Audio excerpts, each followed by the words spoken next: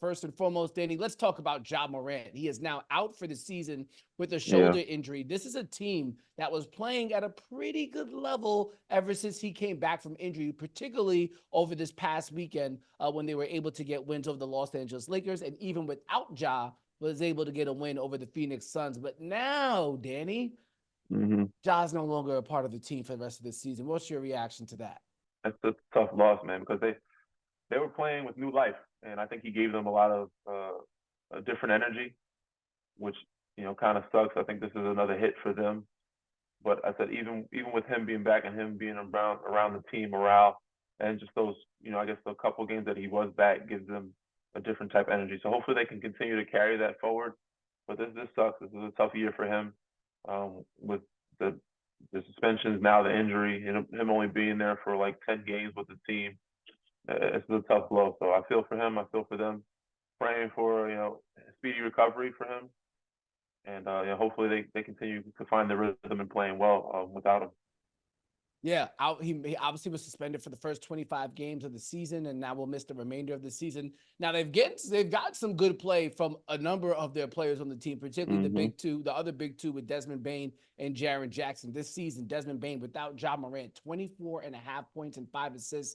Jaren Jackson Jr., 21 points per game in games where Ja wasn't playing. But another person who's been pretty good for them, Danny, particularly since he's come back from his own injury, is Marcus Smart in his last 8 games, averaging 16 points per game. Now, I think a lot of people are going to be down on the Grizzlies because Ja is gone, but this isn't like Ja's gone. This isn't last year's team where if Ja was gone, then they're really well. They still had Tyus Jones, but nonetheless, okay. If Yeah. you look at this year's team, at least if you lose Ja Morant, you still have Marcus Smart, who is a point guard, who if Marcus Smart could play the point guard role at a high level or above average level, then who on that roster would you say needs to step up to replace the production that they're going to lose from Ja? I think it's a collective thing, man. You can't do it with one person. Obviously, I think Jaren could step it up a little bit more offensively and defensively. Get back to that defensive player of the year caliber player he was. I don't know where he ranks right now this season, but he's not being talked about as much, maybe, mainly because they haven't been winning. It's the record, But yes. he could protect the rim a little better. And I guess the biggest thing knock on him this past summer was the rebounding issue.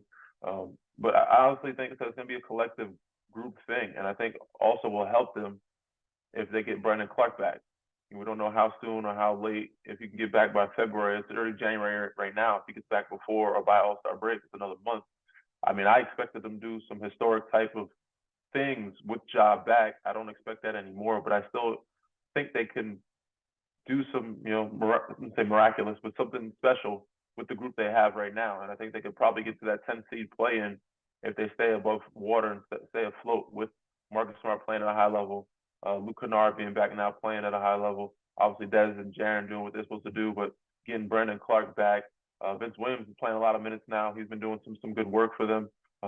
So if you get Zaire and David Roddy, those other guys that step up a little bit, it'll keep them afloat and then can keep them in the conversation of the playing game. Yeah, so they're 4.5 games out of the last play-in spot. In order for them to get into the play-in, they would have to surpass either not even the Warriors, because the Warriors are out of the play-in right now too. But in order to get into that range, they would have to pass teams like the Lakers. They'd have to The pass Lakers. teams I just had the standings up here.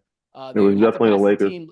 Yeah, they'd have to pass the Lakers. They'd have to pass the Suns. They'd have to pass the Pelicans. Have to pass the Houston Rockets. Those are the teams that not necessarily they have to pass all of them, but through the 7 and 10 seeds. 7 is the Pelicans, 8's the Rockets, 9 is the Suns, Lakers are the 10, and then you still have the Jazz in front of the Grizzlies. You still have the Warriors in front of the Grizzlies. It's a long way up, and honestly, you brought up Brandon Clark, and so I had to think. I think the Memphis Grizzlies organization is going to be confronted with a very difficult choice. Yes, you don't ever want to tell players to Mm-hmm. not try hard, not do their best. And There's not get something ready. about morale and trying to win. However, Danny, Is it worth it? the Grizzlies own their first round draft pick this year. So there is a world where you can have a core of Ja Morant, Marcus Smart, Desmond Bane, Jaren Jackson Jr., with Steven Adams coming back, with Brandon Clark coming back, and maybe a top 10 draft pick. So yes, they might still try hard and still not make it into the play-in, but I feel as if you're the Grizzlies organization I definitely would not be making any trades at the trade deadline. You might you might as well hold on to any asset that you have and just let this team play out as they can. Let Jaren continue to improve without Ja. Let Desmond Bane continue to improve without Ja. Maybe you get maybe you get a renaissance or like a complete surprise from a Zaire Williams, from a David Roddy. One of those guys really develops on the second half of the season and they turn themselves into even a better NBA player. I think that's the route you have to go again. When you have that first round draft pick and you have such a young core and you're Memphis where you're not necessarily a free agent destination, I wouldn't be trying to supplant what Ja, I wouldn't be trying to replace what Ja is now missing from the team, because at the end of the day, you're going to end up you might end up being a long-term winner from this as opposed to a short-term loser. I wouldn't go to officially trying to, not saying tank, but and giving up. I just wouldn't rush the other guys to come back sooner than later. You know, I'll let Brandon Clark take his time coming back. I'll let Steven Adams take his time coming back. I'll let those guys get healthy. So I wouldn't rush that. But the other guys, I would want to stay healthy and keep them in rhythm and figuring out, learning the system, learning each other, having good chemistry. So I would still allow those other guys like Marcus Smart, Luke Kennard, and you know the other guys that brought along to rhythm and learn the system and playing within Memphis. And again, Zaire, David Roddy, Jake Laravia, you know, those guys, some reps and learning and playing more, maturing as players because they could be special down the line.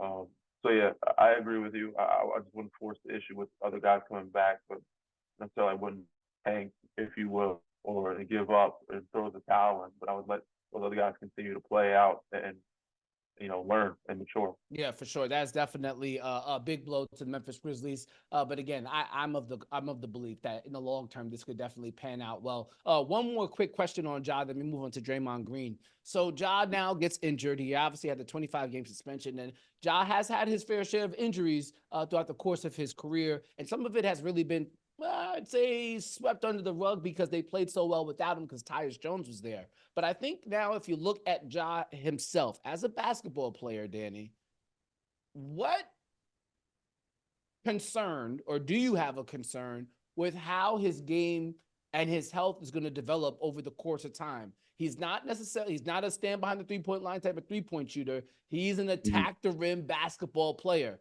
And unlike a Russell Westbrook, he's not necessarily stocky like Westbrook is. And we've seen, and obviously we don't want to see it, but we've seen injuries to explosive point guards. The first one that comes to everybody's mind typically is Derrick Rose. What can Ja do to make sure that this is the last? I mean, obviously there's sometimes you can't do anything about it, right? You can't help it. You can't help it. Well, what do you do about this potential injury concerns? Luckily, it's never been any leg, knee, or foot, or you know, ankle injuries. Nothing in the lower extremity. So I don't think he has anything to worry about when it comes to explosiveness and attacking the basket in that sense. I don't know how he hurt his shoulder. I don't know what the play was. I didn't see the play. I honestly thought when I saw he was out against Phoenix, I thought he was resting. So nobody knew what the severity of the situation. So yeah, I mean, for him, he's going to continue to do that. That's just who he is. But obviously, developing mid range, and he can shoot. He can shoot it well. He can shoot the three a lot better. He continues to develop that part of his game. He is a high IQ player, so he knows how to get what he wants when it comes to pick and roll situations, not only for himself but get his teammates involved. So yeah, you know, continuing that floater, continuing the mid range, continue to extend that three ball, and picking and choosing wisely of when to attack the rim, but that's what he's good at, what he does, you know, with his speed. So I guess the biggest thing is being careful of, you know, not hitting the floor as much. You know, guys come to mind like Allen Iverson, Tony Parker, you know, smaller point guards that are always, you know, getting foul calls by throwing their body in there. You know, being careful, picking and choosing wisely when to throw your body, when it's worth the risk or not to do so, and find a way to get fouls in other ways. You know, by sweeping through, or you know guys doing like a crafty veteran moves to get the fouls instead of putting their body on the line as much. So other than that, man, you got to play his game and see it play out. You know, some guys' bodies are different than others. You know, thankfully, you know, Tyrese Halliburton got injured and it wasn't nothing major, serious, luckily. But unfortunately for Ja, this one was more serious than that one. And you know, hopefully it's the last one. But luckily it wasn't like a lower extremity where his legs and knees and everything are good, and you can kind of bounce back with running and jumping the way he's normally used to.